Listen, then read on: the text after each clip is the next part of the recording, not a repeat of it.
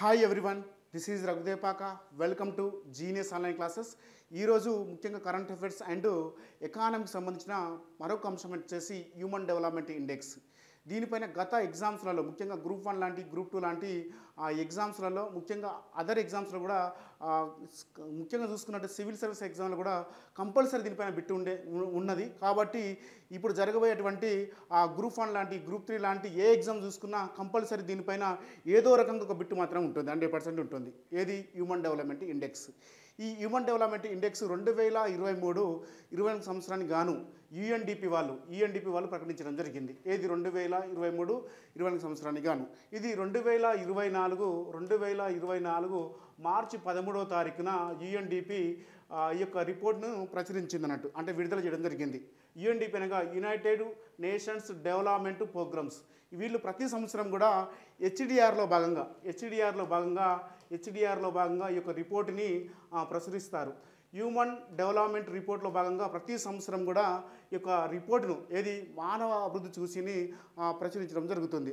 అసలు ఏంటిది మానవ అభివృద్ధి చూసి అంటే ప్రపంచ దేశాల యొక్క ఆర్థిక అభివృద్ధిని, ముఖ్యంగా మానవ అభివృద్ధిని సూచించేదే హెచ్డిఐ ఇండెక్స్. ఇది ప్రపంచ దేశాలలోని మానవ అభివృద్ధిని సూచించేదే HDI index, human development index.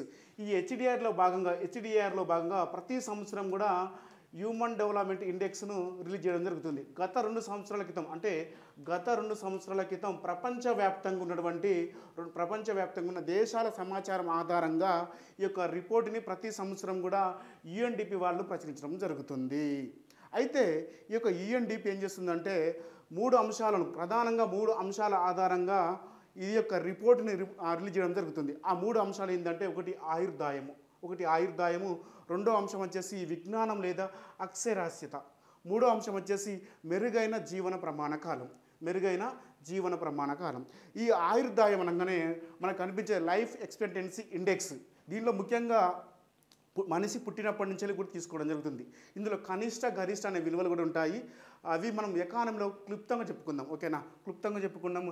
Next విజ్ఞానం లేదా అక్షరాస్యత. మరి ఏంటి ఆ లిటరసీ రేట్ ఎలా ఉందని చూసుకుంటే ఎడ్యుకేషన్ అటైన్మెంట్ ఇండెక్స్. ముఖ్యంగా ఇందులో 2 అంశాలను తీసుకుంటారు. ఒకటి వయోజన విద్య, ఒకటి పాఠశాల విద్య. పాఠశాలలో నమోదయ్యే విద్యార్థులను బేస్ చేసుకొని ఈ యొక్క విజ్ఞానం లేదా అక్షరాస్యతను తీసుకోవడం జరుగుతుంది. మూడో అంశం వచ్చేసి మెరుగైన జీవన ప్రమాణం, స్టాండర్డ్ ఆఫ్ లివింగ్ ఇండెక్స్. ముఖ్యంగా ఈ యొక్క దీనిని తలసరి ఆదాయంతో గతంలో యుఎస్ డాలర్లో కొలిచేవాళ్ళు, కానీ ఇప్పుడు ప్రజెంట్ కొలిచేవాళ్ళు యుఎస్ డాలర్ కనుగొని ఒక వ్యక్తి యొక్క కొనుగోలు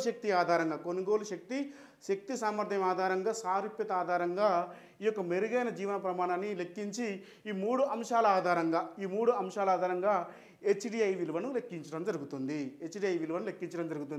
ఈ హెచ్డిఐ విలువ అనేది 0 to 1 మధ్య ఉంటుంది. 0 to 1 మధ్య ఉంటుంది. జీరోకి దగ్గరగా ఉన్న దేశాలు అత్యల్ప మానవ అభివృద్ధి దేశాలుగా పేర్కొంటారు. ఈ 1కి దగ్గరగా ఉన్న దేశాలను తీసుకుంటే అది అత్యధిక మానవ అభివృద్ధి గల దేశాలుగా పేర్కొనడం జరుగుతుంది. ముఖ్యంగా మనం తీసుకున్నట్లయితే ఇవి దీనికి సంబంధించిన అంశాలు. మరి హెచ్డిఐ ఇండెక్స్ను ప్రతి సంవత్సరం కూడా హెచ్డిఆర్లో భాగంగా ప్రచురించడం జరుగుతుంది. ఈ హెచ్డిఆర్ ప్రతి సంవత్సరం కూడా హ్యూమన్ డెవలప్మెంట్ ఇండెక్స్ తోటి ప్రతి సంవత్సరం కూడా ప్రపంచంలోని అనేక దేశాలను తీసుకొని ఇది మానవ అభివృద్ధి ఇండెక్స్ను రూపొందించడం జరుగుతుంది. ఇది ఒక హెచ్డిఆర్ అనేది. అయితే ఇది ముఖ్యంగా చూసుకున్నట్టు ఇటీవల కాలంలో అభివృద్ధికి, డెవలప్మెంట్కి మేలైన ఇండెక్స్గా దీన్ని పేర్కొంటారు. అనేక ఇండెక్స్లు ఉన్నాయి. రియల్ జిఎన్పి అని, భౌతిక జీవన ప్రమాణ స్థాయి అని, తలసరి వినియోగ స్థాయి అని, కనీస అవసరాల స్థాయి అని, అలాగే జీడిఐ జెమ్ అని గతంలో ఉండేవి. వాటికంటే మేలైనది ఏంటిదంటే మన హెచ్డిఐ హ్యూమన్ డెవలప్మెంట్ ఇండెక్స్.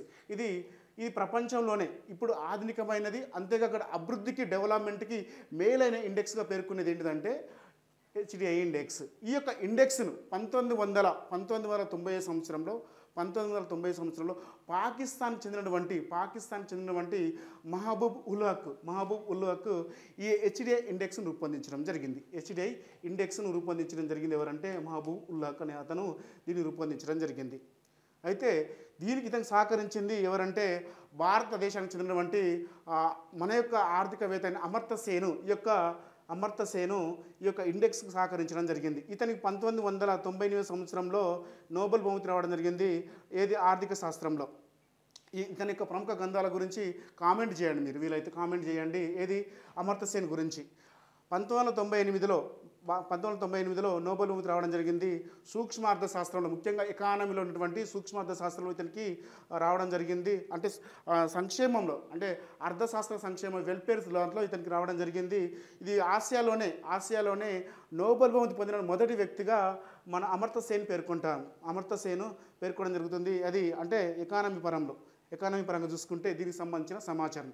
ఈ యొక్క ఇండెక్స్ను ఎవరు రూపొందించారంటే యుఎన్డిపి వాళ్ళు.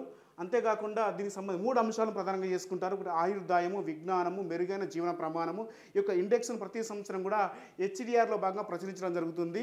ఆ హెచ్డిఆర్ అనేది ముఖ్యంగా ఏం చేస్తుందంటే ప్రతి సంవత్సరం కూడా హెచ్డిఐ రిపోర్ట్ రూపొందించడం అంటే ప్రచురించడం జరుగుతుంది. దీనికి సంబంధించిన సమాచారం. అయితే 2023-24 సంవత్సరానికి గాను యుఎన్డిపి ఒక టైటిల్ తోటి ఈ యొక్క నివేదికను సమర్పించడం జరిగింది, అంటే రిలీజ్ చేయడం జరిగింది. అది ఏంటిదంటే breaking of the gridlock remaining cooperation a polarised world అనే యొక్క థీమ్ తోటి యొక్క యుఎన్డిపి వాళ్ళ హెచ్డిఐ ఇండెక్స్ను రూపొందించడం జరిగింది. ముఖ్యంగా ఏంటిదనంటే గ్రిడ్ లాక్ను విచ్ఛిన్నం చేయడం, పోలరైజ్డ్ వరల్డ్లో సహకారాన్ని పెంపొందించడం అంటే ఏంటిదంటే ప్రపంచవ్యాప్తంగా కొన్ని దేశాలు విడిపోవడం జరిగింది. చైనాగా ఇట్లా విడిపోవడం జరిగింది. ఆ తర్వాత అంటే పోలరైజ్డ్ అంటే ఎకానమీలో ఆర్థిక వ్యవస్థలు విడిపోవడం జరిగింది. చూసుకున్నట్లయితే ఆ దేశాలను కలపడానికి చైనా, ఇట్లా యుఎస్ఏ, తర్వాత రష్యా, ఇట్లా వివిధ దేశాలుగా మనం చూస్తూనే ఉన్నాం. ఇందుకు నాటో ముఖ్య కారణం చూసుకుంటే ఏర్పడడానికి కారణం ఏంటంటే నాటోలో రీసెంట్గా ఉక్రెయిన్కి అండ్ రష్యాకి మధ్య జరుగుతున్న యుద్ధాలను ఇలాంటి అంటే పోలరైజ్గా విడిపోవడం జరిగింది దేశం అంతా. అంటే మామూలు గ్రిడ్ లాక్ విచ్ఛిన్నం కావడం జరిగింది. దీనిని ముఖ్యంగా ఈ థీమ్ తోటి breaking the gridlock remaining cooperation a polarised world అనే థీమ్ తోటి రిలీజ్ చేయడం జరిగింది. అన్ని దేశాలు కూడా సహకారాన్ని పెంపొందించుకోవాలని అనే థీమ్ తోటి 2023-24 సంవత్సరానికి గాను హెచ్డిఐ ఇండెక్స్ అనేది రిలీజ్ కావడం జరిగింది. ఈ మెయిన్ థీమ్ వచ్చేసి అయితే ఈ ఇండెక్స్లో మరి ప్రపంచవ్యాప్తంగా 193 దేశాలను తీసుకొని యుఎన్డిపి 2023-24 సంవత్సరానికి గాను నివేదిక రిలీజ్ చేయడం జరిగింది. 2022 మానవ అభివృద్ధి సూచీలో మొదటి 5 స్థానాలు అలాగే చివరి 5 స్థానాలు వాటికి దేశాల వివరాలు ఇవ్వడం జరిగింది. ఒకసారి చూద్దాం. స్విట్జర్లాండ్ అనేది ఈ యొక్క సూచీలో మొదటి స్థానంలో ఉండడం జరిగింది. సెకండ్ ప్లేస్లో నార్వే ఉండడం జరిగింది. థర్డ్ ప్లేస్లో వచ్చేసి ఐస్లాండ్ ఉండడం జరిగింది. ఫోర్త్ ప్లేస్లో వచ్చేసి హాంకాంగ్ ఉండడం జరిగింది. ఫిఫ్త్ ప్లేస్లో డెన్మార్క్ ఉండడం జరిగింది. ఈ యొక్క విలువలో ముఖ్యంగా హెచ్డిఐ ఇండెక్స్ విలువలో చూసుకుంటే మనకు అంటే 1కి దగ్గరగా ఉన్నటువంటి మొదటి దేశం వచ్చేసి స్విట్జర్లాండ్. దీని యొక్క విలువ వచ్చేసి 0.967. అలాగే నార్వే తీసుకుంటే సెకండ్ ప్లేస్లో ఉండడం జరిగింది. దీని యొక్క విలువ వచ్చేసి 0.966. అలాగే హాంకాంగ్ తీసుకుంటే థర్డ్ ప్లేస్లో ఉండడం జరిగింది. దీని యొక్క విలువ 1కి దగ్గరగా ఉండడం జరిగింది కాబట్టి 0.959. దీని యొక్క విలువ ఆ విలువతోటి 3వ స్థానం ఉండడం జరిగింది. హాంకాంగ్ వచ్చేసి చైనాకు చెందినటువంటి దేశం వచ్చేసి కంట్రీ సంబంధించి హాంకాంగ్ వచ్చేసి 0.956 విలువతోటి 4th ప్లేస్ ఉండడం జరిగింది. డెన్మార్క్ వచ్చేసి 0.958 విలువతోటి 5th ప్లేస్ ఉండడం జరిగింది. దానికి సంబంధించిన 5 దేశాలు ఇవి మానవ అభివృద్ధి సూచీలో 2023-24 సంవత్సరానికి గాను అత్యధిక మానవ అభివృద్ధి గల దేశాలను చూసుకుంటే ఈ 5 దేశాలు ఉండడం జరిగింది. 1 Switzerland, 2 Norway, 3 Iceland, 4 Hong Kong, 5 Denmark. అదేవిధంగా ఈ యొక్క ఇండెక్స్లో అత్యల్ప మానవ అభివృద్ధి సూచించిన దేశాలను చూసుకున్నట్లయితే మనకు మొట్టమొదటిసారిగా సోమాలియా కనిపిస్తుంది. సోమాలియా కనిపిస్తుంది. చివరి నుండి ఇది 193వ స్థానంలో ఉండడం జరిగింది. 193వ స్థానంలో ఉండడం జరిగింది. సౌత్ సూడాన్ వచ్చేసి సెకండ్ ప్లేస్లో ఉండడం జరిగింది. దీని యొక్క విలువ 381. అలాగే సెంట్రల్ ఆఫ్రికన్ రిపబ్లిక్ వచ్చేసి 387, ఇది 191 అనే ప్లేస్ తోటి ఉండడం జరిగింది. ఫోర్త్ వన్ వచ్చేసి నైగర్, ఇది కూడా దీని యొక్క విలువ చూసినట్లయితే 0.394 తోటి ఇది 190 అనే ప్లేస్లో ఉండడం జరిగింది. చివరి నుండి అంటే 4వ ప్లేస్లో ఉన్న చాద్ వచ్చేసి ఇది కూడా 0.394 తోటి 189 అంటే చివరి నుండి 5వ స్థానంలో ఉండడం జరిగింది. ఏది చాద్ అనే దేశం ఉండడం జరిగింది. నెక్స్ట్ ఇండియాకి సంబంధించి తీసుకున్నట్లయితే మానవ అభివృద్ధి సూచీలో 2022-23 సంవత్సరానికి గాను మానవ అభివృద్ధి సూచీలో భారత యొక్క స్థానం చూసినట్లయితే దీని యొక్క విలువ వచ్చేసి 2022 సంవత్సరానికి గాను అంటే తీసుకున్నట్లయితే దీని యొక్క విలువ వచ్చేసి 0.644 అనే విలువతోటి ఇది మధ్యస్థ మానవ అభివృద్ధి దేశాల సూచీలో ఉండడం జరిగింది భారత్. మధ్యస్థ మానవ అభివృద్ధి దేశాల సూచీలో ఉండడం జరిగింది భారత్. గత సంవత్సరంతో పోల్చుకుంటే ఈ యొక్క 0.6 విలువతోటి భారత్ వచ్చేసి 2022 సంవత్సరంలో భారత్ వచ్చేసి 134 స్థానంలో నిలవడం జరిగింది. 134 స్థానంలో నిలవడం జరిగింది భారత్ వచ్చేసి. ఇది కంపల్సరీ బిట్ రావడానికి ఆస్కారం ఉంటుంది. 2022-23 సంవత్సరానికి గాను హెచ్డిఐ ఇండెక్స్లో 2022లో భారత్ ఎంత విలువను స్కోర్ చేయడం జరిగింది, ఈ విలువ వస్తుంది. అంతేకాకుండా భారత యొక్క స్థానం ఎంత, దీనిపై కూడా క్వశ్చన్ వస్తుంది. గత సంవత్సరంలో 2021 ఇండెక్స్లో భారత్ వచ్చేసి 135 ప్లేస్లో ఉండేది. గత సంవత్సరం విలువ వచ్చేసి 0.633 విలువతోటి ఇది 135 ప్లేస్లో ఉండడం జరిగింది గత సంవత్సరంలో చూసుకున్నట్టయితే. దానిపైన క్వశ్చన్ రావడానికి ఆస్కారం ఉంటుంది కాబట్టి ఉన్న విషయాన్ని చెప్పడం జరిగింది. ఓకేనా, ఉన్న విషయాన్ని చెప్పడం జరిగింది. అయితే 1990 నుండి 2022 మధ్య 1990లో మన యొక్క హెచ్డిఐ ఇండెక్స్ ఎంత ఉందంటే 0.434 అనే విలువతోటి ఉండడం జరిగింది. అప్పటి నుండి ఇప్పటివరకు చూసుకుంటే మన యొక్క విలువ 2022లో 0.644 అనే విలువతోటి ఈరోజు అంత మెరుగైన జీవన ప్రమాణాన్ని కలిగి ఉండడం జరిగింది. దీనికి సంబంధించిన సమాచారం. అయితే ఈ యొక్క హెచ్డిఐ ఇండెక్స్లో ముఖ్యంగా మనం తీసుకుంటే లైఫ్ ఎక్స్పెక్టెన్సీ అంటే బర్త్కి సంబంధించి ఆయుర్దాయానికి సంబంధించి 2022 హెచ్డిఐ ఇండెక్స్లో తీసుకుంటే 67.7 ఇది మనకు చూసుకున్నట్లయితే ఇంత విలువ ఉండడం జరిగింది. ఇది ముఖ్యంగా చూసుకున్నట్లయితే సుస్థిర అభివృద్ధి లక్ష్యాలలో ముఖ్యంగా మనకు 17 లక్ష్యాలు ఉంటాయి, 160 టార్గెట్స్ ఉంటాయి, 304 ప్రాధాన్యత అంశాలు ఉండడం జరుగుతుంది ఈ సస్టైనబుల్ డెవలప్మెంట్ గోల్స్లలో. అందులో ముఖ్యంగా తీసుకుంటే మనకు ఆయుర్దాయ అనే అంశాన్ని తీసుకున్నట్లయితే ఇది ఆ యొక్క సుస్థిర అభివృద్ధి అంశాలలో చూసుకున్నట్లయితే అది 3వ అంశంగా ఆయుర్దాయం వచ్చేసి 3వ అంశంగా ఉండడం జరిగింది. ఇవి గుర్తుపెట్టుకోవాలి, ఎందుకంటే కంపల్సరీ బిట్ రావడానికి ఆస్కారం ఉంది. సుస్థిర అభివృద్ధి లక్ష్యాలు ముఖ్యంగా గోల్స్ వచ్చేసి మనకు 17 అంశాలు ఉంటాయి. ఆ 17 లక్ష్యాలలో ముఖ్యంగా 17 లక్ష్యాలలో 3వ లక్ష్యం వచ్చేసి మనకు ఆయుర్దాయం అంటే ఆ యొక్క జీవన ప్రమాణం తీసుకున్నట్లయితే ఆయుర్దాయం తీసుకున్నట్లయితే మనకు 67 అది 3వ అంశం ఉండడం జరిగింది. 2022 సంవత్సరానికి గాను హెచ్డిఐలో దీని యొక్క లైఫ్ అంటే ఆయుర్దాయం విలువ ఎంత ఉందంటే 67.7 ఉండడం జరిగింది. 67.7 ఉండడం జరిగింది దాని యొక్క ఆయుర్దాయం వచ్చేసి. అలాగే schooling timings expected of schooling వచ్చేసి ఎస్డిజిలో ముఖ్యంగా చూసుకున్నట్లయితే మనకు సుస్థిర అభివృద్ధి లక్ష్యాలలో ఈ అంశం వచ్చేసి 4.3 అనే అంశం చూసుకున్నట్లయితే దీని యొక్క విలువ 2000 అంటే పాఠశాల విద్య వచ్చేసి ఎంతమంది జాయిన్ అవుతున్నారంటే 12.6 అనే శాతంతో ఉండడం జరిగింది. దీనికి సంబంధించిన సమాచారం చూసుకున్నట్లయితే నెక్స్ట్ వయోజన విద్యను చూసుకున్నట్లయితే 6.6 ఇవ్వడం జరిగింది. ఈ 2022లో వయోజన విద్యకి 6.6 అనే మెజర్మెంట్ ఇవ్వడం జరిగింది. ఆ తర్వాత జిఎన్పి ముఖ్యంగా చూసుకున్నట్లయితే మనకు మెరుగైన జీవన ప్రమాణ కాలం డాలర్లకు తీసుకుంటాం కదా.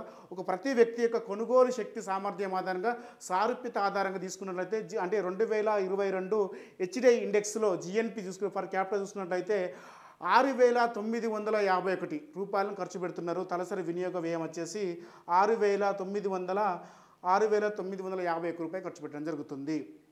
అయితే భారత్ వచ్చేసి మనం చూసుకున్నట్లయితే మనకు భారత్ వచ్చేసి మధ్యస్థ మానవాభివృద్ధి చూసి మధ్యస్థ మానవాభివృద్ధి గల దేశాలలో ఉండడం జరిగింది. అసలు ఏంది ప్రపంచవ్యాప్తంగా మనం తీసుకున్నట్లయితే ప్రపంచవ్యాప్తంగా వీళ్ళు యుఎన్డిపి వాళ్ళు 193 దేశాలను తీసుకున్నారు. దీని యొక్క విలువ హెచ్డిఐ విలువ వచ్చేసి ఎలా ఉంటుందంటే 0 to 1 మధ్య ఉంటుంది.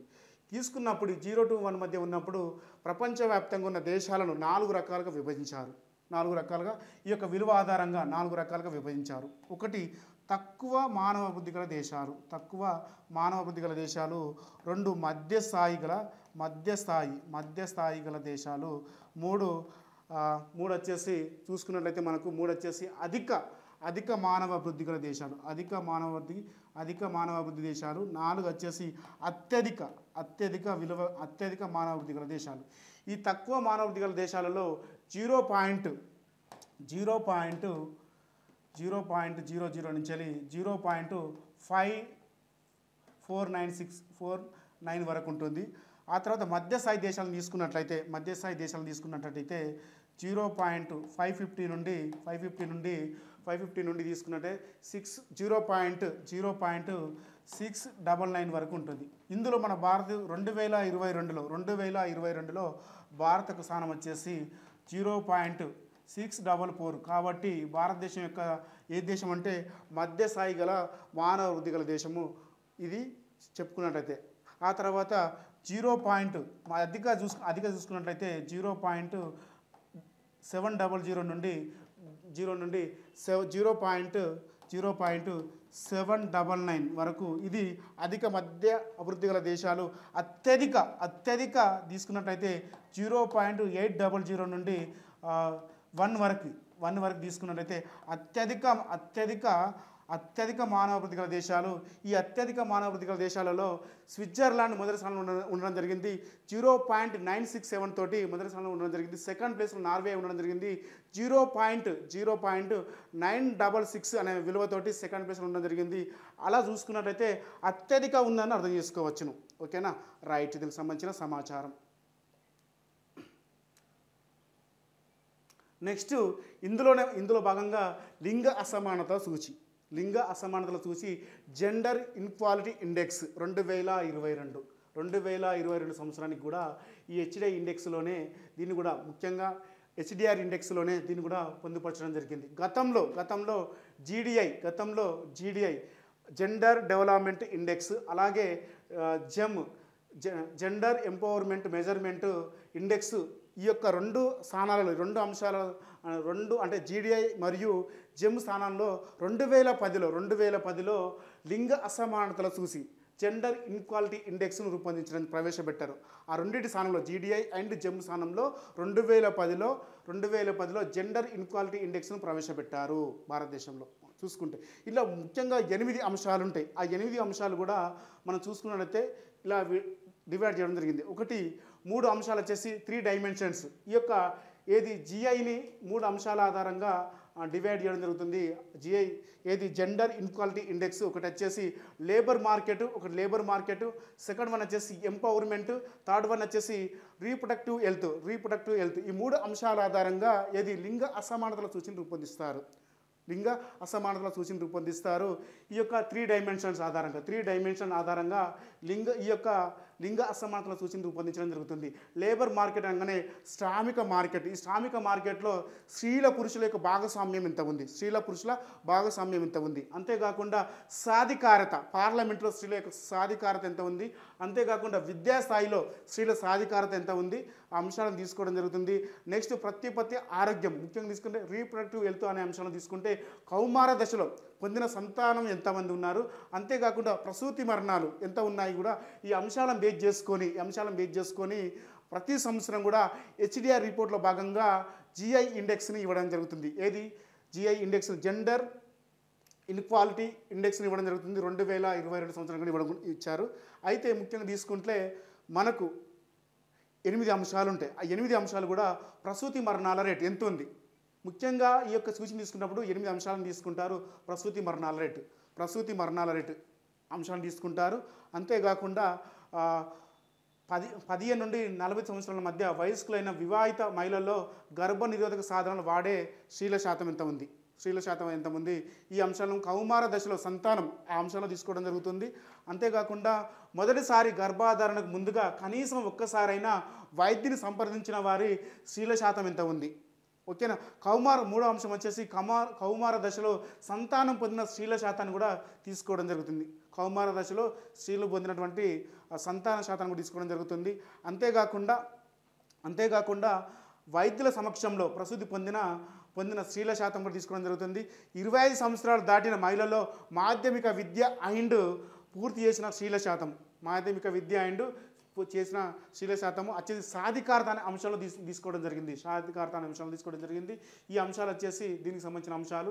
నెక్స్ట్ వచ్చేసి శ్రామిక శక్తిలో మహిళల శాతం, పార్లమెంటులో మహిళల శాతం ఇది కూడా సాధికారతలకు పార్లమెంటుకి సంబంధించి.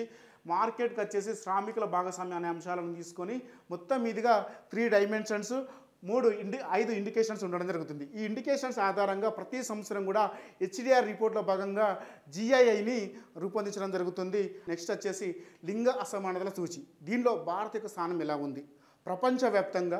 ప్రపంచవ్యాప్తంగా లింగ అసమానతల సూచి జెండర్ ఇన్క్వాలిటీ ఇండెక్స్ తీసుకుని 193 దేశాలను తీసుకోవడం జరిగింది.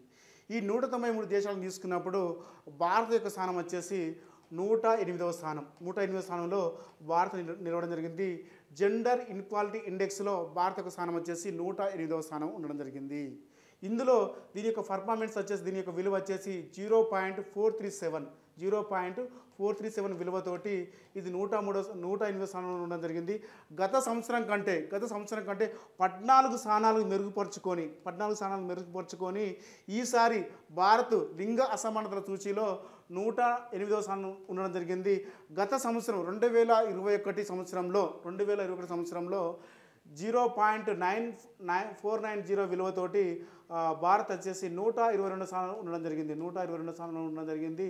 దానికి సంబంధించిన సమాచారం. అయితే ఇదే సూచీలో మరొక ప్రధాన అంశం ఏంటిదంటే భారతదేశంలో 2022లో కార్మిక భాగస్వామ్య రేటు ఎంత ఉందని చూసుకున్నట్లయితే పురుషులలో వచ్చేసి 7.61, స్త్రీలలో వచ్చేసి 28.3% తోటి ఉండడం జరిగింది.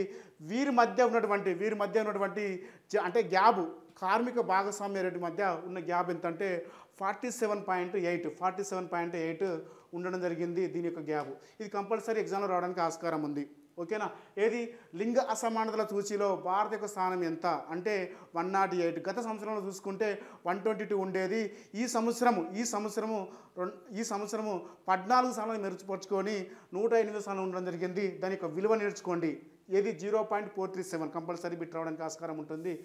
అంతేకాకుండా మరొక అంశం కూడా గత సంవత్సరం 2023లో మరొక అంశం ఉంటుంది. అది కూడా ఈ యొక్క అసమానతకు సంబంధించిన నివేదికనే ఉంటుంది. ఆ నివేదికే గ్లోబల్ జెండర్ గ్యాప్ ఇండెక్స్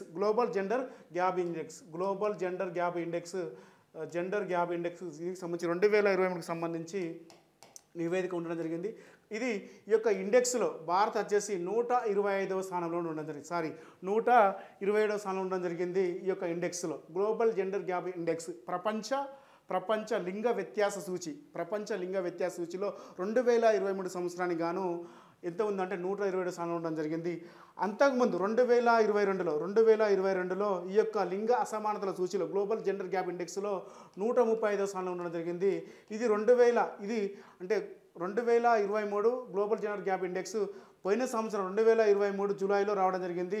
మళ్ళీ జూలై వరకు కూడా నివేదిక రాదు కాబట్టి కంపల్సరీ ఇక్కడనే చెప్తున్నాను. ఎందుకంటే అప్పటివరకే గ్రూప్ 1 ఎగ్జామ్ అయిపోతుంది. కాబట్టి నేర్చుకోవాల్సిన అంశం ఏంటంటే ప్రపంచ లింగ వ్యత్యాస సూచి 2023లో దీని యొక్క స్థానం వచ్చేసి భారత యొక్క స్థానం వచ్చేసి ఎంత ఉందంటే 127 స్థానంలో ఉండడం జరిగింది.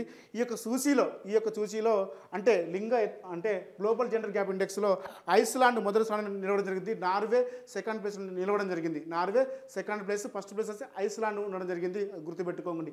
ఈ యొక్క 4 అంశాలంగా ముఖ్యంగా ఈ యొక్క సూచీని గ్లోబల్ జెండర్ గ్యాప్ ఇండెక్స్ను 4 అంశాల ఆధారంగా రూపొందిస్తారు. ఒకటి ఆర్థిక కార్యకలాపాల్లో స్త్రీల భాగస్వామ్యం ఒకటి.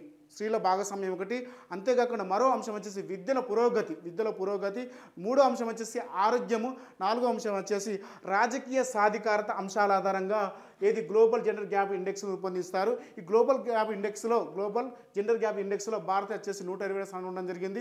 ఇందులో మొదటి స్థానం వచ్చేసి ఐస్లాండ్, సెకండ్ ప్లేస్ వచ్చేసి నార్వే ఉండడం జరిగింది. 4 అంశాల ఆధారంగా తీసుకుంటారు. 2022 సంవత్సరానికి గాను గ్లోబల్ జెండర్ గ్యాప్ ఇండెక్స్లో భారత్ వచ్చేసి 135 ప్లేస్ ఉండడం జరిగింది. మళ్ళీ సంవత్సరం దాకా రాదు కాబట్టి ముందే చెప్పడం జరుగుతుంది, కాబట్టి ఈ అంశాన్ని కూడా గుర్తుపెట్టుకోండి.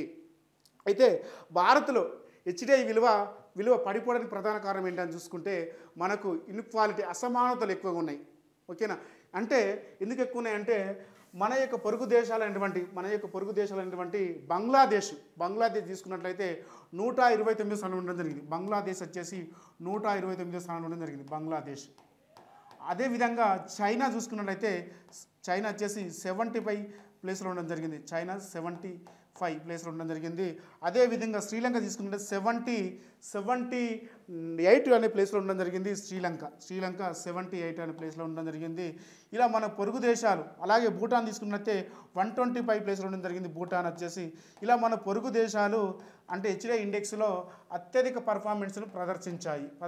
కానీ మన దేశంలో హెచ్డిఐ విలువ పడిపోవడానికి ప్రధాన కారణం ఏంటంటే భారత్లో ఉన్నటువంటి రాజకీయ అసమానతలు, విద్యలో అసమానతలు, అంతేకాకుండా ఆరోగ్యంలో అసమానతలు, అంతేకాకుండా ఆర్థిక కార్యకలాపాల్లో స్త్రీల యొక్క అసమానతలు ఎక్కువ ఉండడం వల్ల, ఇన్ఈక్వాలిటీస్ ఎక్కువ ఉండడం వల్ల భారత్లో హెచ్డిఐ విలువ పడిపోవడానికి ప్రధాన కారణంగా చెప్పుకోవచ్చు. కంపల్సరీ రావడానికి ఆస్కారం ఉంది. క్వశ్చన్ గ్రూప్ 1లో ఇలాంటి క్వశ్చన్ దీనిపైన జనరల్ ఎస్ఏలో రావడానికి ఆస్కారం ఉంటుంది. ఎందుకంటే ఎంపవర్మెంట్ గురించి ఇవ్వడం జరిగింది, సోషల్ డెవలప్మెంట్ గురించి ఇవ్వడం జరిగింది, కాబట్టి కంపల్సరీ దీనిపైన క్వశ్చన్ రావడానికి ఆస్కారం ఉంటుంది.